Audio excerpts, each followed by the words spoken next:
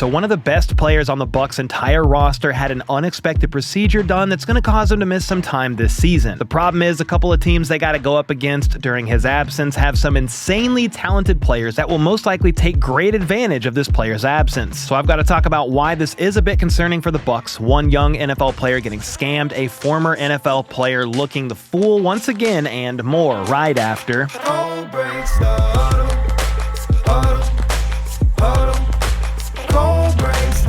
Alright, first up, it looks like the Tampa Bay Buccaneers are going to be without their star left tackle Tristan Wirfs for at least the first few games of the season. It's really unfortunate and pretty unexpected. I mean, he did miss one game last season after spraining his MCL in Week 10, but he came back the following game and finished out the rest of the season. He had been limited in OTAs and minicamp, wearing a right brace on his knee, which didn't seem like anything to be too concerned about at the time, but an arthroscopic surgery on Tuesday revealed there was more damage in that knee than initially believed, albeit minor. Bucs beat reporter Rick Stroud shared that Wirfs re-aggravated the knee at some point during the offseason, and Adam Schefter said he had lingering soreness in that right knee, and after good days, he would then have setbacks. So the team decided to just address it now rather than let it carry on into the season. Thankfully, this isn't a situation where he'll have to miss the entire year or anything crazy like that. It looks like Wirfs is likely going to start the season on the PUP list, the physically unable to perform list, and if that's the case, he's going to have to miss at least the first 4 games of the season,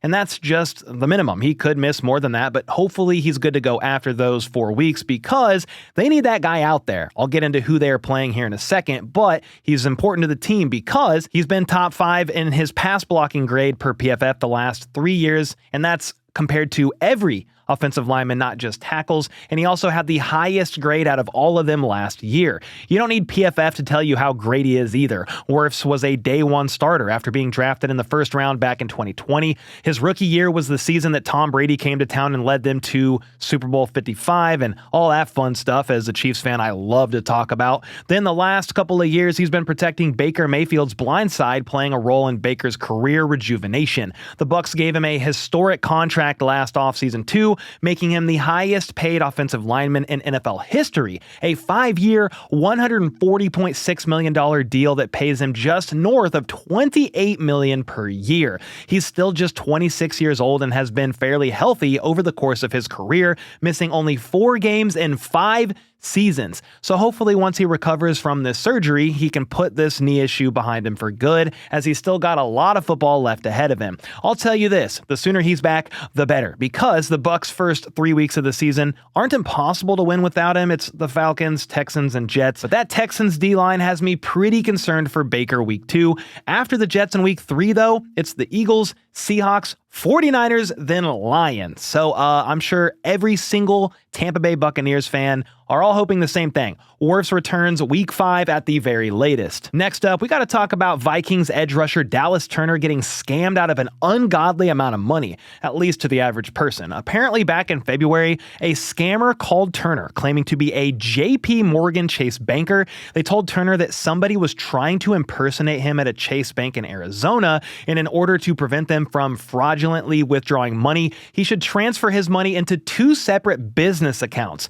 So he actually went to 2 different Chase Bank branches and made 2 transfers of $120,000, one to each account. It wasn't until he was talking with a family member later on and telling him what happened that he realized, I might have made a mistake. So first up, in his defense, he is just 22 years old, and most people don't suddenly become multimillionaires at that age and get strategically targeted like that. But these days, I don't care. I'm not trusting a single person over the phone ever. I'm going straight to that bank itself and asking if this is legit. But hey, I'm sure he learned his lesson and will never make that mistake again. For the record, there is some hope that the money can be recovered because it's been reported that police have identified several suspects and are moving towards filing charges.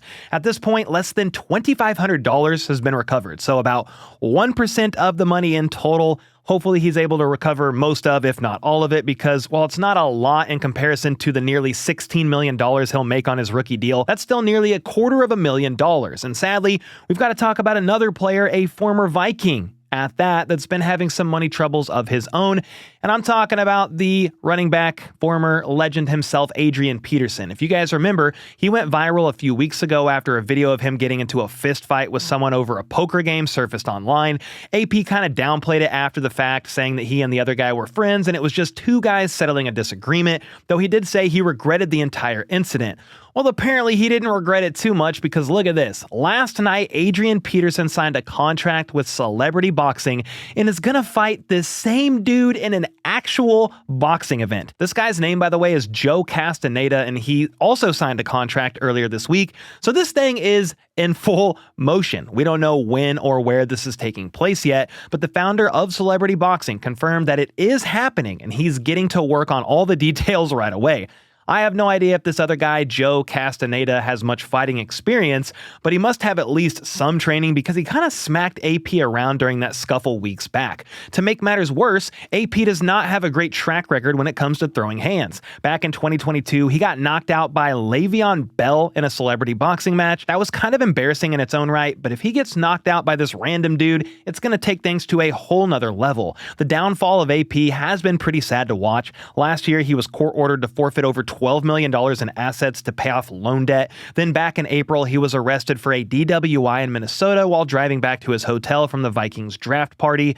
All that to say, I do hope the best for him, and I hope to God he beats this random dude in a boxing match because I don't think he's ever going to live it down if he doesn't. And then I want to take a look at some of the top veteran free agents that are still available who we could see sign before training camp or maybe during training camp here in the next few weeks. The first is wide receiver Amari Cooper. He was traded to the Bills in the middle of the season last year, and between his time with the Browns and Bills, he had a really down year production-wise, catching just 44 passes for 547 yards and 4 touchdowns. That's the lowest amount of catches, yards, and touchdowns he's ever had in a season in his entire 10-year career. For what it's worth, he did miss a couple games with a wrist injury, then all the Bills starters rested week 18, so he did miss out on 3 games. He's healthy now, though, and while he's about to turn 31 years old in June, I wouldn't be scared to sign him to a 1-year deal, and here's why. He just went over 1,000 yards in 2023 and 2022 with the Cleveland Browns. Last year, their quarterback situation was a mess, with Deshaun Watson playing poorly, very poorly, until he tore his Achilles early on in the year. Then Amari got traded to a brand new team and had that wrist injury pop up while he was learning the system. So all that to say, is he the same player he was even just a couple years ago? Probably not, but any team signing him at this point in the offseason wouldn't expect him to come in and be their wide receiver 1 or even 2.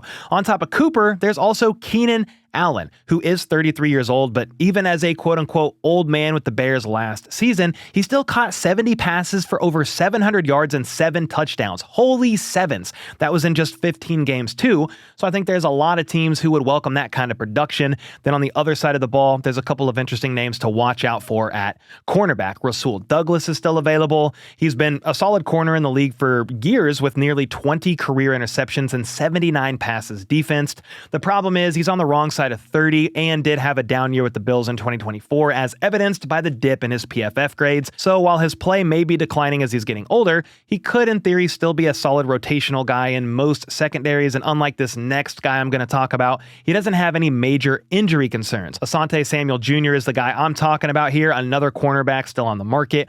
What's intriguing about him is that he's still pretty young, just 25 years old. The issue with Asante is, though, he's coming off of a neck injury that caused him to miss most of last season after playing just 4 games. Back in April, he had surgery, and Jeremy Fowler reported in May that Samuel has a checkup in July and he expects him to sign with the team at some point shortly after that. He visited with the Saints about a month ago, so that could be a potential landing spot there, but we'll have to wait and see because he's still currently unsigned at this point in time. Those are just a few of the names, by the way, and of course there are still others at different position groups that some team could be eyeing during training camp if injuries hit their roster. This happens every single training camp or even during the preseason before the start of the regular season. The sooner the better for some of these teams so these guys can get acclimated to the playbook, but I do think some of the top available names do find themselves playing somewhere else, at least in a limited capacity once all is said and done. Anyway, let me know your thoughts on that in the comments down below, and with that, I'll see y'all next time.